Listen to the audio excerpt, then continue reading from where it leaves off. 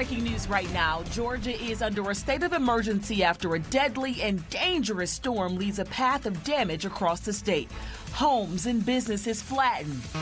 Trees toppled over, power lines everywhere, and families barely making it out alive. Like I would have died had I not gotten up. It's completely broken my bed in half. I grabbed my wife, threw her down on top of her in the closet, felt a little air pressure. Losing their livelihoods, but thankful to be alive.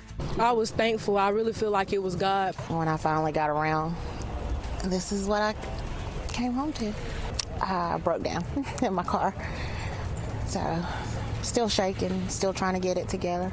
Right now, many are waking up this morning to get a better look at what's left before they start to rebuild. 11Alive Morning News starts now. Good morning. I'm Aisha Howard. Cheryl Preheim has the morning off. We're going to get to Atlanta's traffic expert, Crash Clark, coming up in just a little bit. But right now, we just saw that devastating video. Parts of the state waking up to just pure devastation.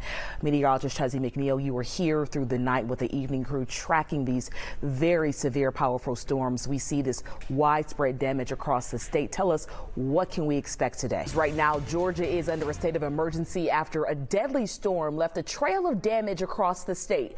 The National Weather Service tells us tornadoes did touch down in LaGrange and Griffin. We know a 5-year-old child in Butts County died during the storm. The medical examiner confirming a tree fell on a car while it was traveling down Haley Road in Jackson. And in less than 2 hours, Griffin's curfew is going to expire, so the city has to go ahead and put that in place because of the aftermath of the storm. People living there tell us there is nothing left.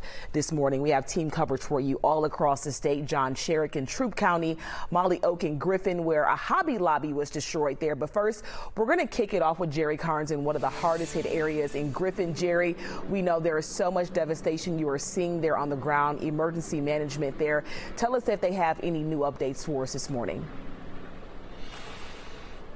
Well, good morning, Aisha. I'm standing in front of a Hobby Lobby where the entire roof was ripped off. You see some of the debris in front of the store back behind me, and that's just part of the damage here. We just learned just a short time ago that a total of 18 people were taken to the hospital with injuries as a result of this storm. We don't know the extent of those injuries quite yet, and we won't know the total extent of the damage until crews are able to get out and assess it once the sun comes up. But when you take a look at the video that we shot overnight, you can see that numerous homes and businesses here in the Griffin area have extensive damage. We saw one home with the front porch ripped away.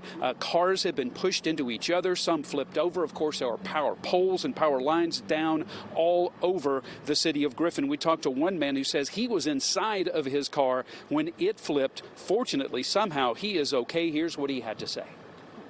I saw like something coming this way, that way, and they started like doing woo, woo, woo. And I said, what's going on? My truck's moving. When I look back, threw me up to the hole, to the mountain, and hit the truck. My truck flipped. And I was there for like about 20 minutes, and the truck, oh, it's real bad right here. Everything you go, the whole Griffin destroyed. Coming up in the next half hour, you will hear from the fire chief here in Spalding County, who is also the head of the Emergency Management Agency, and he is pleading with folks to stay off of the roadways today. Don't get out and try and look at the damage. There's a lot of debris over the roadways, and he just says for your safety and the safety of others, it's best to stay at home during the day. More coming up later in our newscast. All right, Jerry, thank you. We are so glad that man is okay. This is some more images you are seeing right here coming out of Griffin. It's kind of hard to tell, but this right here, it used to be the front of a Dollar General store, but right now you can see that roof just caved in, leaving this extensive damage after the storms just pummeled this area. And this is all new video for you this morning from a gas station called Train Track Food in Griffin. Cars just thrown around there into the night, the roof blown off, and the trees just everywhere. That's going to be a huge part of the cleanup so people can start to try to get around. And more businesses were hit there in the Griffin area, and we continue to follow just what the aftermath is right now. Molly Oak continuing our team coverage from the parking lot of the Hobby Lobby we talked about. Molly, looking around, this damage is just extremely shocking. And I think that's one of the scary parts, Aisha. You heard Jerry mention some of the debris on the roadways as we were driving out here. Things look clear, and then you can really tell right when you get up to that location where the storm started hitting. You see trees, power lines, and just shards of metal. And that's what we're seeing here at the Hobby Lobby as well. You can see all of that metal just completely twisted up, wrapped around each other. This is not the only area that's seeing damage. I want you to take a look at this video that we got last night as crews have been here throughout the night. Cars crunched up, propped up on top of each other. Now, this is at the Walmart just down the road off North Expressway in Griffin. We did talk with one woman who was inside that Walmart. Here's what she had to say. My sister-in-law said, it's shaking over there. Walmart is shaking. And about that time, everybody in the store started hollering, go to the center of the store.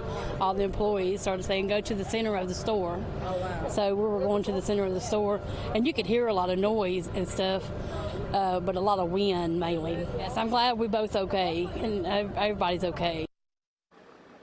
Of course, we're thankful that those folks inside are okay this morning. As the light comes up, we'll continue to give you updates on the damage we're seeing. But for now, we're just hoping everyone's staying safe out there. And taking a look right now on Georgia Power's website, we have more than 4,000 people still without power at this hour in those same areas. Take a look at some new photos that we have in from 11Alive's Cody Alcorn on Sigmund Road near Renaissance Drive. Look at those pictures. Lots of trees down, hard to make out in the night sky, which is why these overnight storms are so scary. 11Alive's Jerry Carnes has been out there all morning long as we've been getting nonstop reports of fallen trees, knocked down power lines. Jerry, what can you tell us about the tree that fell down on a driver on Sigmund Road? Well, that is a very lucky young man right there, an 18-year-old who was in his car when it was hit by a tree. Time now 4:38 here at 11Alive. We want to make sure that you and your family, you stay safe before, during, and especially after the storm. So here are 3 things for you to know right now from Georgia's Emergency Management Agency. Try to avoid taking showers or baths as your plumbing can conduct electricity. Tip number 2, if you're out on the roads this morning, remember to turn around, don't drown. You should never drive through any flooded roadway. And 3, stay away from down power lines and any damaged areas in general so that crews can do what they need to do to get all that debris cleared up and make things safe again for drivers. Now taking a live look in Clearwater, Florida, which is not too far from Tampa as Hurricane Milton churns in the Gulf of Mexico. Right now, evacuation orders are in full effect across the entire state. This is a look at new video of Interstate 75 on Monday. It was packed with cars leaving the Tampa Bay area. Peach Pass holders here in Georgia. You can expect the I-75 South Metro Express lanes to remain northbound to help with evacuation traffic until further notice. Also taking a live look for you this morning as people scramble to get out of Milton's path as they head north on I-75. You're looking at traffic coming from both Tampa and Orlando. As you can see, there's still a lot of people evacuating this morning. And this morning, hospitals and nursing homes throughout the state of Florida are also evacuating. Take a listen. And we are in the middle of there's 500 to 600 ambulances that are in active evacuation right now of medical facilities in the greater Tampa Bay region.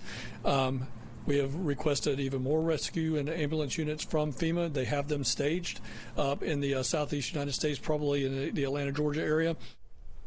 Meanwhile, some people are choosing to just hunker down and ride out the storm.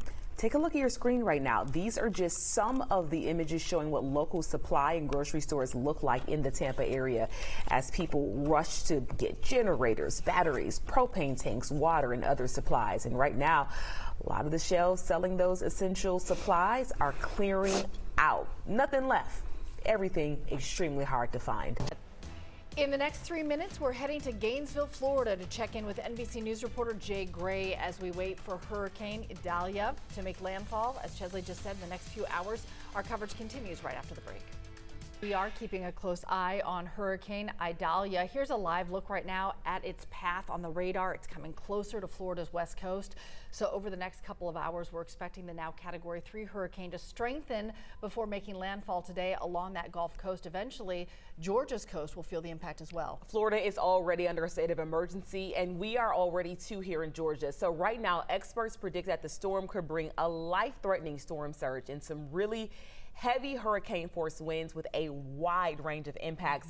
NBC's Jay Gray joining us right now from Gainesville, Florida. Jay, you're kind of in the thick of it as we are anticipating landfall here in the next few hours. What are you seeing right now as people are getting ready to evacuate? Yeah, good morning, Aisha, Cheryl. What we're seeing right now and have since late last night through currently the early morning hours is waves. So the outer bands of this storm pushing through Gainesville. We look at the facts, we look at the law, and we bring charges. This morning, history in Fulton County. Former President Trump and 18 others will go to trial, now indicted for their roles in trying to overturn Georgia's 2020 election. The law is completely nonpartisan.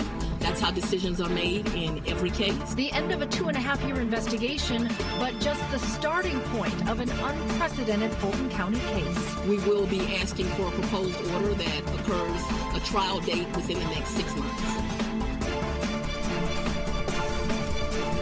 We are starting with breaking news this morning. Team coverage of the historic indictment in Georgia that came down overnight. Just before midnight, Fulton County District Attorney Fani Willis took to the podium to address the charges against Donald Trump and 18 of his allies.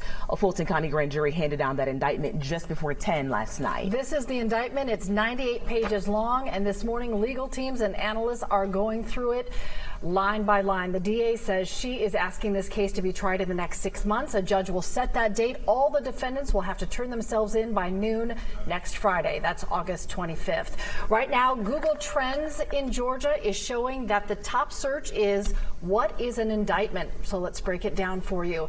An indictment is a formal accusation that a person has committed a crime. After prosecutors present their case, grand jurors can either return what's known as a true bill indictment, meaning that they believe there's probable cause that a crime was committed, or it can return a no bill, meaning they don't think a crime took place. It is important to remember the burden of proof required to indict is much lower than the burden of proof required to convict. A grand jury's job is to determine whether a case is strong enough to go to trial. An indictment does not mean a defendant is guilty. A trial jury will weigh the charges and make that final determination. Jerry is at the Fulton County Courthouse for us this morning. So, Jerry, you have been on top of this story now for several weeks. Georgia is going to be in the national spotlight for sure today. Absolutely no question about that, Aisha. Good morning. Back behind me is the Fulton County Courthouse, where that criminal grand jury handed down these indictments late last night. The road in front of the courthouse here is still closed for security reasons, and it will stay that way as a while, as Atlanta is now in the spotlight. A lot of national network news here to cover this event, an historic moment. For the first time ever, a former president has been indicted on criminal charges here in Fulton County. This is the 98-page indictment. A lot involved here. We have been pouring through it, and we'll have some details on what is in here coming up in just a minute. Jerry, 2.5 years of an investigation leading up to this moment, which is now really a starting point and a new chapter that's going to have a big impact on the city. We'll check back with you in a few minutes. Thanks a lot. And more breaking news we're following for you this morning. A stunning reversal coming out of Jonesboro. Just hours after announcing plans that she would resign, Mayor Donna Sartor now says she's not stepping down, claiming she was pressured into that decision. 11Alive's Dan Kennedy joining us from Clayton County this morning with the breaking developments. Dan, so we just got this new statement from the mayor a couple of hours ago. A lot to kind of piece together here for us. Yeah, I mean, hot off the printer. We got this statement at 3 o'clock this morning, and it comes after the mayor indicated that she would step down yesterday, and then hours later we find out she is deciding not to resign her post, that she instead says she will stay on as mayor. So this is some of what that statement reads that we just got this morning. According to a spokesperson not associated with the city, providing the statement quoting the mayor, Donna Sartor, she says she was under duress by several colleagues who may have nefarious reasons for trying to, quote, force me out. All this, by the way, comes after City Council asked for a forensic audit of the mayor's spending. And this is what the mayor said at Thursday's City Council meeting, claiming she's done nothing wrong. Although there's been no specific allegations against me from council regarding any wrongdoing, and I attest to the same, it's important that my tenure concludes with those findings of no wrongdoing or mismanagement of funds. Meanwhile, the city of Jonesboro posted on Facebook last night that there would be a special city council meeting tonight at 6 p.m. to accept a resignation. But this morning, Mayor Sarter is calling that meeting unlawful, saying proper notice was not given. So, Cheryl, Aisha, it really remains to be seen how all this political showdown will play out. We're told the mayor will have a news conference at 10 o'clock this morning. We'll be there to ask questions. Reporting live in Clayton County, Dan Kennedy, 11Alive News. All right, Dan, thank you. Definitely going to see some more developments and layers peel off of this throughout the day. And you can count on 11Alive to be there at that news conference. We're going to stream it as well for you on our free streaming app, 11Alive Plus, beginning at 10 a.m. We want to get straight out to 11Alive's Bobeth Yates just arriving on the scene of breaking news at a BP gas station in DeKalb County. Bobeth, we see right behind you a lot of police still out there. What are we hearing right now?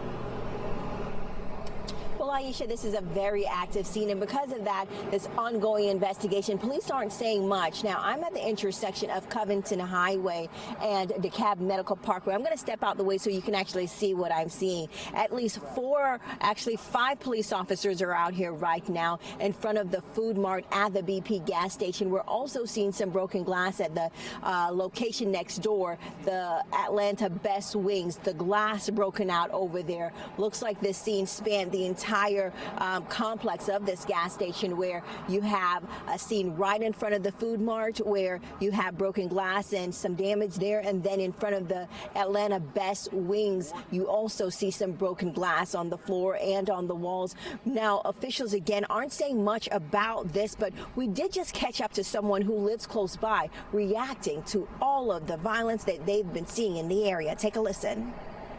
Frustrated. I mean, this community, it happens over and over. And I live in this community. And I can go home and be accidentally shot because of what's going on here. So I don't feel safe in my own community. Again, we're at DeKalb Medical Parkway and also Covington Highway, that intersection where the BP Food Mart is, for an active scene as police investigate multiple people being shot. Again, because this is an ongoing investigation, they have not yet released details of this incident, but they are continuing to investigate, and we will continue to be out here as they do so. Live in Lithonia, Bobeth Yates, 11Alive News. All right, Bobeth, thank you. As we work to learn more about what is unfolding here, Bobeth is going to stay there, keep asking questions. To stay up to date, download the 11Alive News app. 11Alive News Weekend Mornings starts now. Good morning and welcome back. I'm Ariana Manise. And I'm Cheryl Preheim. Glad you're with us on a historic Saturday morning. This morning we're following two big stories.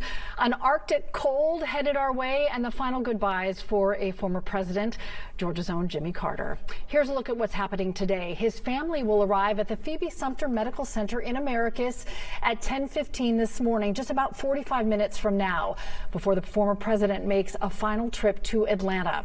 His motorcade will arrive at the state capitol at 3 this afternoon for a moment of silence, then a service at the Carter Presidential Center at 4. He will then lie in repose starting tonight at 7 through 6 a.m. Tuesday morning. In just a minute, we're going to get you to our team coverage in Plains, Americus, and here in Atlanta at the Carter Center, as we have reporters all over the state covering Carter's life and legacy from all angles, as well as what to expect if you're one of the many who plan to pay their respects today at the Carter Center.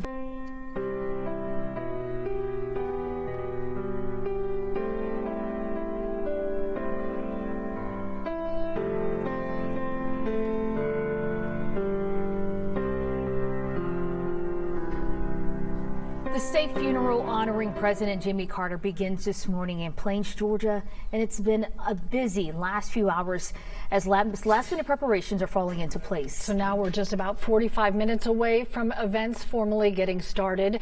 Zach Merchant is downtown in Plains. So much work, Zach, so much emotion leading up to this moment. Tell us what you're feeling kind of in the air there around you in Plains right now.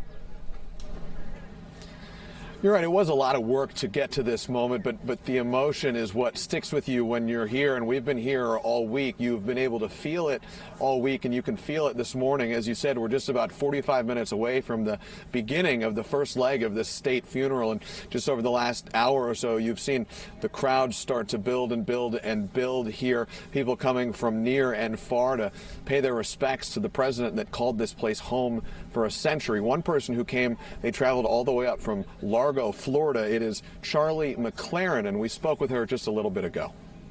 He's just a man of faith that I really respect, and integrity. He walks the walk, and he reminds me of my dad, actually, just from a small little place like this, and really had this burning desire to make an impact, and I love him for that. You spend time in planes and you hear so many stories about personal connections people had with President Carter. And then you hear a story like that. And even though Charlie McLaren didn't personally know the president, she got that sense that she knew his character. And so many people have that sense. And they are going to be lining this route as this funeral procession begins in just about 45 minutes. We're live in planes. Zach Merchant, 11Alive News.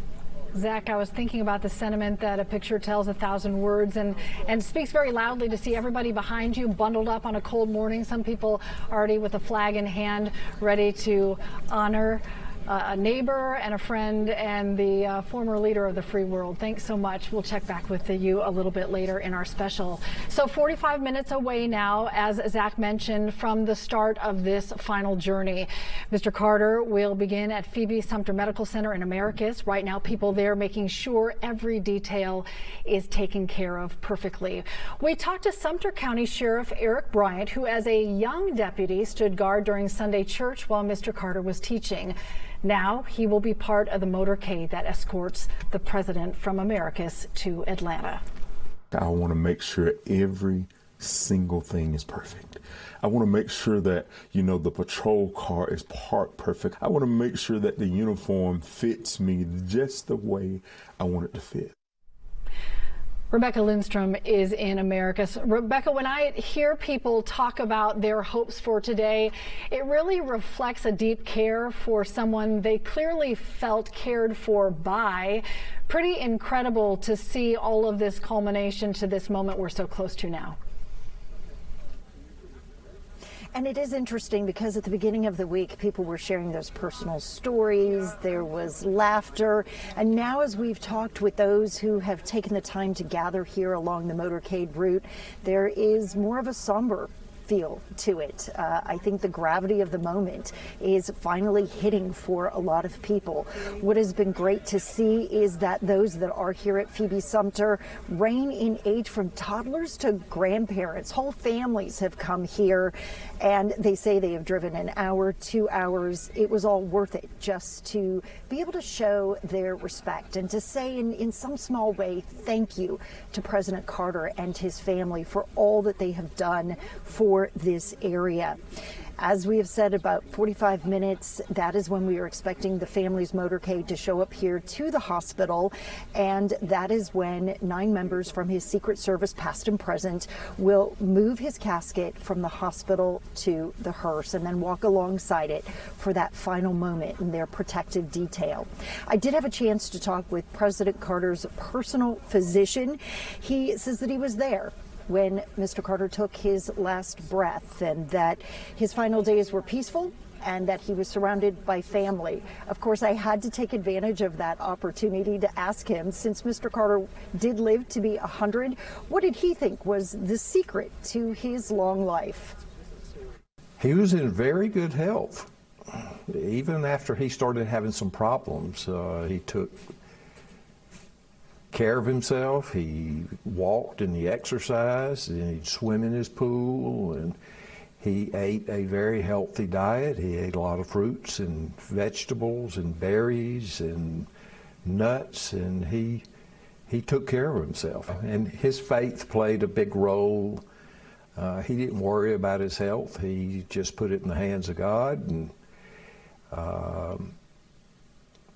he lived his life to the fullest. And it has been that tenacity that we have heard recounted in story after story, whether it was personal or political. And we know that the staff from Phoebe Sumter, both the hospital as well as those who helped work with him in hospice, are going to be lining up along this motorcade as well, just wanting to have that final opportunity to say goodbye. Live in Americus, Rebecca Lindstrom, 11Alive News. Turning now to our Liza Lucas at the Carter Presidential Center in Atlanta. Liza, we know that the motorcade will arrive in Atlanta around 3 p.m. for a stop and moment of silence at the state capitol, a place where the former president once served as governor, then moved to the Carter Center where you are, where the public will then have a chance to pay their respects starting this evening. Liza? That's right, and it has been a little quieter, I have to say, this morning at the Carter Center. We did have a large group of runners just pop by and take a moment at the sign behind me and the memorial where we have been all week. But as you mentioned, this evening is really going to be the main time when we will start to see more and more of the public show up here at the Carter Center as Lying in Repose begins at 7 p.m. We did have a chance to speak with one person from Texas, driving more than 13 hours. David Montoya made the trip. He said it was always on his bucket list to go to the Carter's Sunday school class. Unfortunately, that never happened, so he made sure this trip did. I really do regret that I didn't get a chance to actually see him in person and meet him. But, there's always, an opportunity now to come and pay my respect, as many people will probably will, from all over the world. I'm just like 13 hours away, and there'll be people from further countries and just coming to see him and pay respect. And he deserves it. A man like him, he deserves quite a lot and more. Lying in Repose, again, will begin at 7 p.m. tonight. It will continue around the clock, and you can see on your screen here that there's no parking here at the Carter Center. Those road closures are already in place around, so the MARTA shuttles from King Memorial, those are your best bet if you plan to attend. Those shuttles will be running nonstop. We are told coming every 3 to 5 minutes from King Memorial to the Carter Center, and this is really important. You cannot bring anything with you on board. The only exception is a diaper bag, and that's going to be searched thoroughly here on site at the Carter Center. So those rules apply. No backpacks at the Carter Center. There are lots of signs around here as well. No bags, and then no pictures or video are allowed inside. And you can understand that's for obvious reasons as we show respects to our 39th president. Again, the public repose will take place and start 7 p.m. tonight, continuing through Tuesday morning at 6 a.m. around the clock, and those shuttles will run as well to coordinate with that. The Carter Center has told us that several hundred people can fit inside in that queue, but we expect that the lines will extend beyond that. So they're really encouraging people to dress for the weather and plan accordingly. Live at the Carter Center, Liza Lucas, 11Alive News. Thank you, Liza. And you can stream extended coverage of Jimmy Carter's life and legacy right now on the 11Alive Plus app. The app is free to download on your Roku, Amazon Fire, or Apple TV. 11Alive Morning News starts now. It's now my pleasure to introduce someone whom I love and respect and cherish, my wife, Rosalind. This morning, family and friends are remembering First Lady Rosalind Carter. Rosalind died Sunday at her home in Plains, Georgia, at the age of 96, just days after entering hospice care. She lived a long and fulfilling life. We just kind of hit it off really well, and I think I was already in love with him. Married to the love of her life, former President Jimmy Carter, for 77 years. Despite being soft-spoken, many described Rosalind as the steel magnolia, politically savvy and fiercely determined. Every day I see things that I think I could help with, or things that I want to learn more about. And she did just that by advocating for mental health and giving back to the community by helping with affordable housing through Habitat for Humanity. I just hope people think I did the best I could. This morning, 11Alive is remembering former First Lady Rosalind Carter as a trailblazer and a champion of mental health, caregiving, and also women's rights. And part of America's longest love story. She and the former president had 4 children, Jack, Chip, Jeff, and Amy. This morning, people all across the country are sending their thoughts and prayers to the Carter family as they remember former First Lady Rosalynn Carter's life and legacy as not only former President Jimmy Carter's wife, but a partner in everything he did. According to the Carter Center, on Sunday afternoon, she peacefully passed away shortly after 2 o'clock. Family all around her at that time. She was 96 years old. And her death comes just 2 days after she entered hospice care. 11Alive's Jerry Carnes begins our team coverage this morning. He is live in Plains, the Carter's hometown. Jerry, good morning. Good morning. Rosalynn Carter will forever be remembered here in her hometown as the perfect example of how to care for others. She and her husband, Jimmy, cared enough about this town that they moved back here after leaving the White House. And this is where Rosalynn Carter raised her 4 children and cared for her father after he was diagnosed with cancer. In 1987, she founded the Rosalynn Carter Institute for Caregivers, located in nearby Americus, helping people understand the importance of caring for those who can no longer care for themselves. Tom DePita spent time with both Rosalynn and former President Jimmy Carter. He points out that the couple could have lived anywhere after leaving the White House, but chose Plains. It's an unprecedented relationship between community and president. I think what people will ultimately realize is that she is probably one of, if not the most significant first ladies of all time. Rosalynn Carter was a devoted member of Maranatha Baptist Church here in Plains. Coming up in the next half hour, you will hear from her niece, who spoke about Rosalynn Carter's legacy during Sunday services at Maranatha Baptist. Back to you. All right. Thank you so much, Jerry. Looking forward to hearing that. We always hear about President Carter. It is so beautiful to hear just the impact that she has had. And former First Lady Eleanor Rosalynn Smith Carter, she wore so many hats. We're talking wife, mother, partner, advocate. She really dedicated so much of her life to improving the lives of everyone around her in her home state of Georgia and even far beyond. Along with her husband, Mrs. Carter traveled the world, shedding light on issues like human rights, caregiving, and also childhood health. This morning, 11Alive's John Sherrick shares more on her remarkable legacy. Her life, the American dream come true. Well, Jim and I have had great opportunities. Her heart full of gratitude all her life. The American people have given us unlimited chances, unlimited opportunities, and make it possible for us to do things that we never would ever have been able to do. And what Rosalynn Carter did with her life and with her life partner and husband was change lives. So help me God. So help me God. 49 years old when she entered the national stage in 1976, when Jimmy Carter was elected president, Rosalynn Carter knew going in that as First Lady she would be not only the soft-spoken supporter of her husband. There's no way that we would be here tonight with Jimmy president without your help.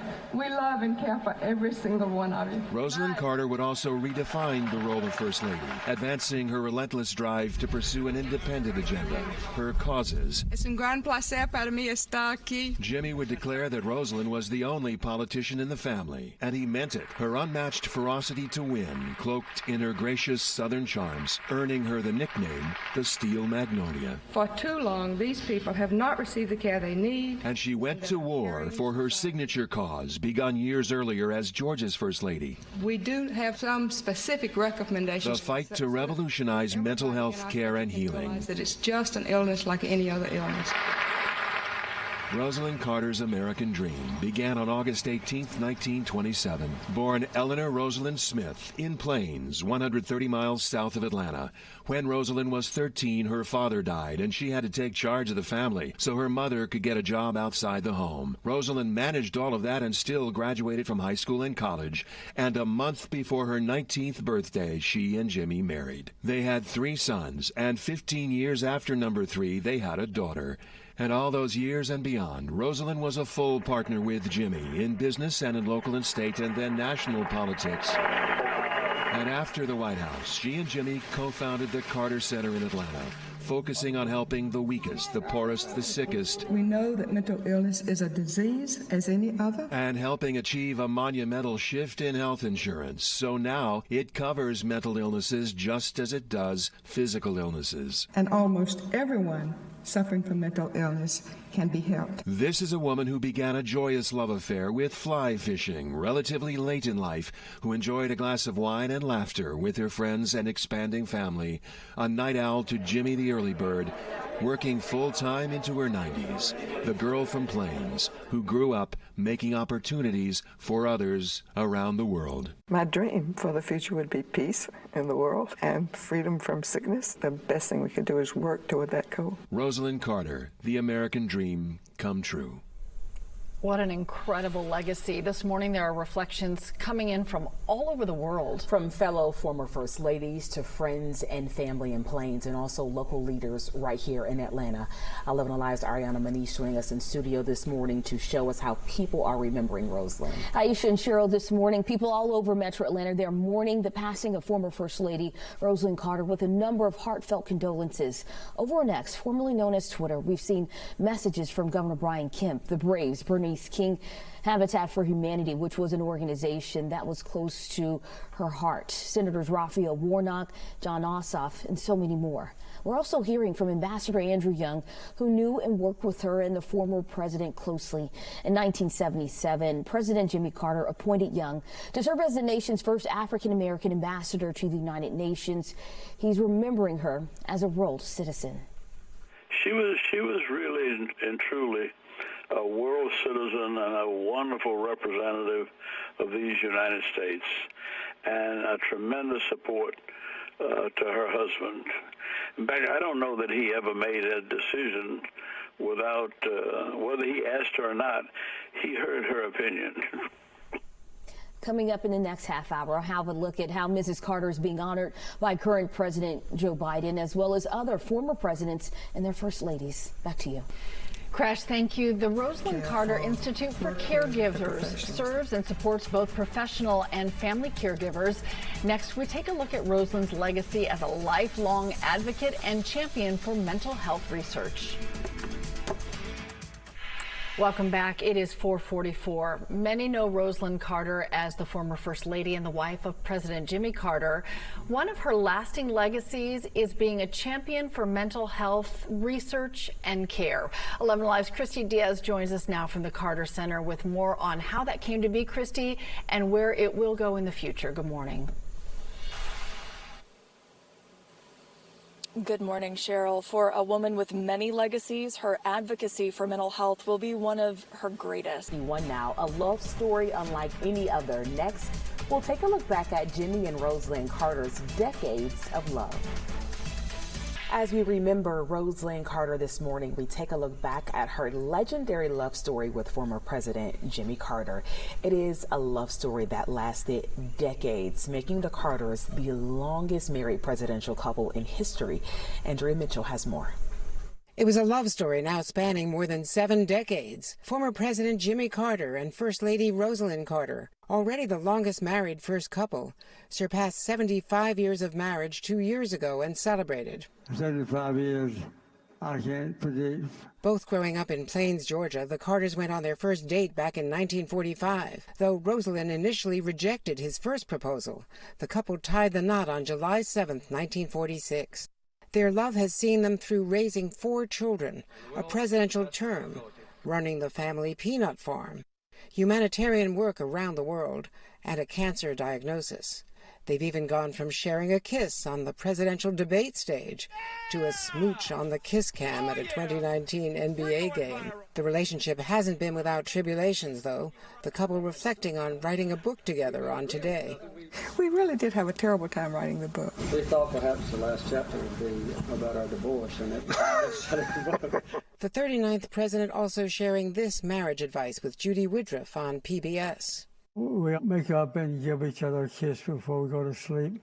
The Carters celebrated the milestone anniversary 2 years ago together in their hometown of Plains, Georgia. And to my wife, Rosalind, I want to express a particular gratitude. It has been a really wonderful 75 years. Beautiful, and that was NBC's Andrea Mitchell reporting there. What I love about their love story is that sometimes you think of, especially male politicians, they just are so serious and like, you know, just forward. He was such a mush for her. Absolutely. You know, in all the photos, they were so warm with each other. Yeah, you know, I was with them in Haiti, and they walked around holding hands all the time. And he would always look and ask for her opinion, like, what should we do? One day they said, he said, well, should we go and have dinner? She said, no, we're going to serve everyone first, and then we'll eat. And he said, great idea. That's a great idea. I love that. Follow her lead. Yes, yes. Such a beautiful story. And we have much more on the longest married presidential couple in history. Just look for Jimmy and Rosalind's love story on our website, 11alive.com. 4:57 now. Our coverage of life and legacy of Rosalind Carter is just beginning. Next at 5, we're going to take you to Plains with a look at how the former First Lady's hometown is remembering her today.